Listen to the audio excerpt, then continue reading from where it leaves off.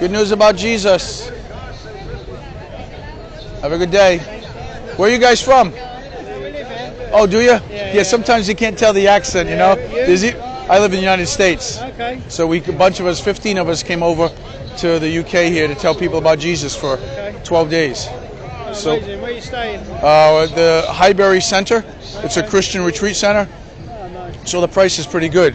It's relatively cheap, you know. And So we say, how do people take it? huh? People in England are kind of cold. They don't even want to. Most of the older people our age are like, I'm older than you, but like, you know, after 35, they're kind of like. But the young people seem a little bit more open to it. Some of them. Definitely need some help in this country, mate. Excuse me? I said we definitely need some help in this country. Yeah, we all do in every country. The United States they're more vocal and they're more like aggressive.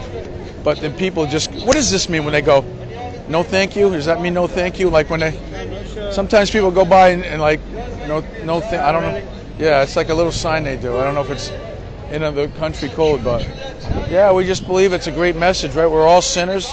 We all break God's law. We're all guilty. That's why Jesus came into the world.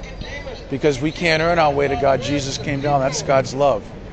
No one's good but Jesus. Yeah, well, I was addicted to drink and drugs, and I've not had a drink or a drug for 20 years. That's great. And I went to a rehab centre that was Christian-based. Yep. It was all about prayer and asking for help, and I haven't had a drink or a drug for 20 years. So I know there's a power greater than me. It's Jesus, sir. I know. So ultimately, you know there's a God, there's a power outside of yourself who can help you. But here's the problem with all of us. We still sin. Little ones, right? Not big ones. And the little ones condemn us. But the better news is that God sent Jesus to never sin. Because he says you have to be perfect on your own or trust in someone who is perfect. And I know I'm not good enough. I struggle. I haven't had a drink in 30 years. I finally turned. I went to church. I started following the Lord, reading the Bible, got godly friends. God changed me, just took the desire out. But I still knew I was a sinner. And I still knew I was guilty.